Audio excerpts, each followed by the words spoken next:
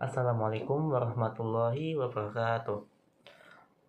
Perkenalkan, nama saya Zaki Rosid Cahyo dari program studi S1 Arsitektur. Di video kali ini saya akan menjelaskan resensi buku, yaitu dengan buku berjudul Aldebaran bagian 1 yang ditulis oleh Terelie. Nah, di buku ini tersebut itu ada seri-seri sebelumnya, dan buku ini tertulis sudah buku ke-16. Nah, jadi di series ini tuh diawali dari series bumi, bulan, matahari, komet minor, dan sebagainya. Nah, kalian juga pasti sudah mengetahui ya, Terelie ini penulis legendaris Indonesia gitu kan. Beliau telah menerbitkan banyak buku, dan salah satunya adalah buku Aldebaran ini. Nah, karya-karya dari Terelie itu salah satunya seperti Hafalan Salat Delisa yang telah diadaptasi menjadi film, atau karya seperti novel Dia Adalah Kakakku dan sebagainya. Nah,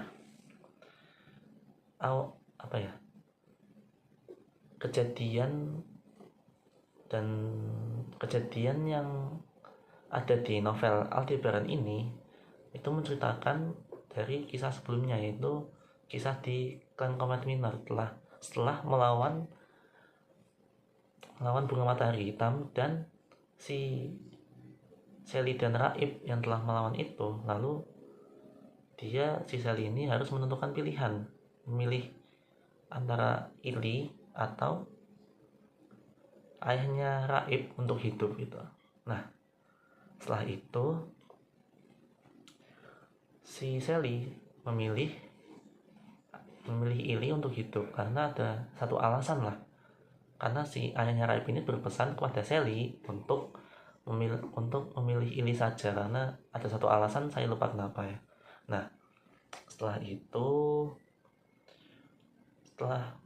mengalahkan bunga matahari hitam, Sally pun terjatuh sakit karena ada harga yang harus dibayar dari meminjam kekuatan masa depan ya, kekuatan Sally di masa depan menggunakan teknik masa depan. Nah, setelah sakit, Raib dengan ogah-ogahan dan dibantu oleh temannya sendiri, yaitu April, menggunakan teknik diplomasi. April ini membujuk agar si Raib ini bisa menyembuhkan si Raib. Nah, setelah Sally ini sembuh, lalu mereka pun berteman seperti biasa, telah meminta maaf dan lain sebagainya gitu kan. Nah, setelah itu setelah hari-hari biasa gitu kan di sekolah, mereka bertiga, Sally, Ali, dan Raib ini itu didatangi oleh Bibi Gil. Nah, Bibi Gil ini ingin menyampaikan pesan, yaitu agar pemilik sarung tangan pusaka itu bisa berkumpul di basement rumahnya Ali. Nah, tujuannya apa? Agar bisa membuka portal Aldebaran ini melalui 5 pusaka tersebut, 5 sarung tangan pusaka gitu kan, yang dipegang oleh salah satunya adalah Raib dan Sally gitu kan. Nah, setelah itu Bibi Gil ini menemui pemegang pusaka tersebut di berbagai klan ya, yaitu ada di klan bumi seperti Raib dan Sally, lalu di klan matahari, lalu di klan mana ya, klan bintang ada Master B atau Balthazar, lalu di klan bintang ada Far sebagai presiden di klan bintang dan lain sebagainya gitu kan. Nah, setelah berkumpul, lalu pun novel ini berakhir. Namun di novel ini juga ada cerita tambahan gitu, kayak cerita selipan, yaitu kisah No dan si putih kucingnya tersebut ya. Nah, sebelumnya ini si putih ini tinggal bersama Raib. Nah, namun si Raib dan si putih ini harus berpisah gitu, karena si putih ini telah